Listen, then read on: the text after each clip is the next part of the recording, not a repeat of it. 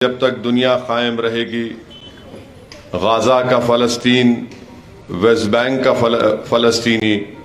وہ ان ظالموں سے لڑتا رہے گا۔ یہ جو ظلم ان پر کیا جا رہا ہے اور یہ تمام مغربی دنیا ان کے ہاتھ معصوم فلسطینیوں کے خون سے بھرے ہیں کہ ان فلسطینیوں کا خون جو آج بہایا جا رہا ہے یہ رائے گا نہیں جائے گا۔ وہ جو 5000 بچے مر گئے ان کے ماں باپ پر کیا گزر رہی ہوگی۔ ایک بیٹی ہے 12 سال کی، اپنے 4 سال کے بھائی کو گود میں اٹھا کر رو رہی ہے۔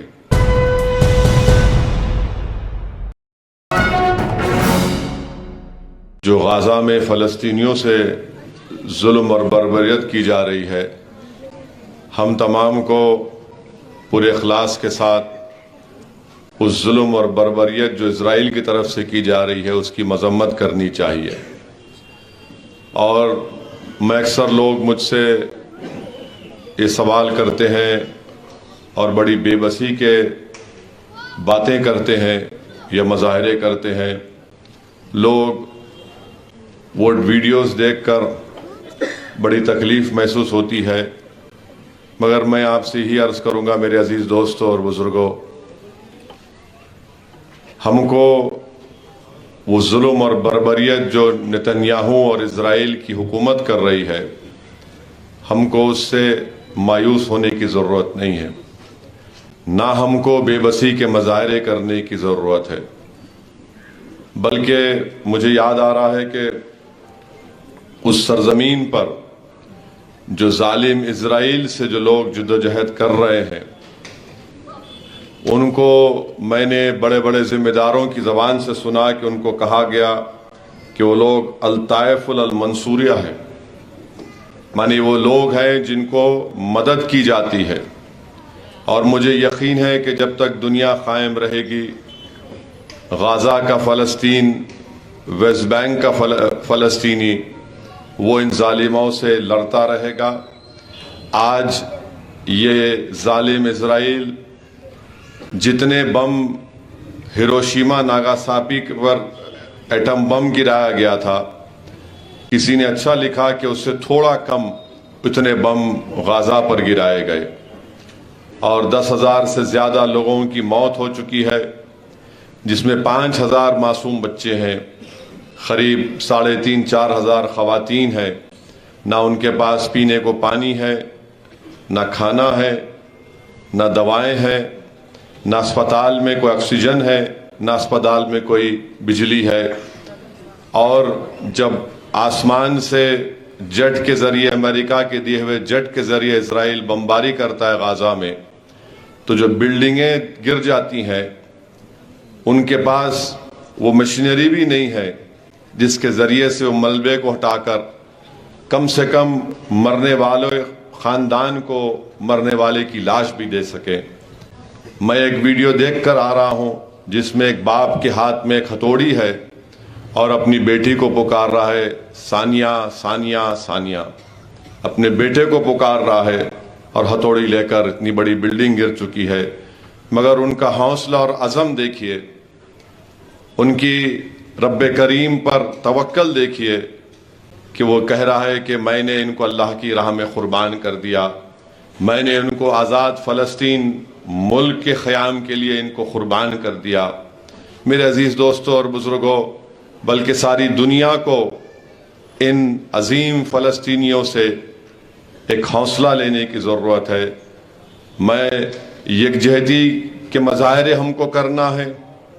اور فلسطینیوں پر جو ظلم کیا جا رہا ہے اس کا ذکر بھی کرنا ہے، مگر بے بسی کے مظاہرے نہیں کرنا ہے۔ ہم تو صرف یہی کر سکتے ہیں کہ اللہ کی بارگاہ میں سر بسجود ہو کر دعا کر سکتے ہیں، ہم اذکار پڑھ سکتے ہیں اور اللہ سے دعا کرتے رہنا چاہیے کہ اللہ ان کو کامیاب کرے۔ یہ جو ظلم ان پر کیا جا رہا ہے اور یہ تمام مغربی دنیا ان کے ہاتھ معصوم فلسطینیوں کے خون سے بھرے ہیں، مجھے یقین ہے کہ ان فلسطینیوں کا خون جو آج بہایا جا رہا ہے یہ رائے گا نہیں جائے گا۔ جیسا کہ میں نے سنا کہ ان لوگوں کو الطائف المنصوریہ کہا جاتا ہے، یہ وہ لوگ ہیں جن کی ہمیشہ مدد کی جاتی ہے۔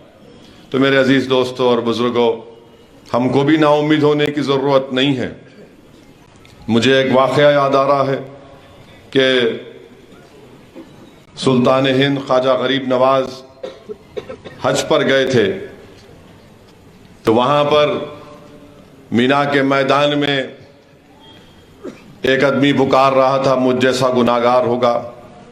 कि लब्बैक लब्बैक ला शरीका लब्बैक। तो मैंने अब जिसको समझ में नहीं आया, हमारे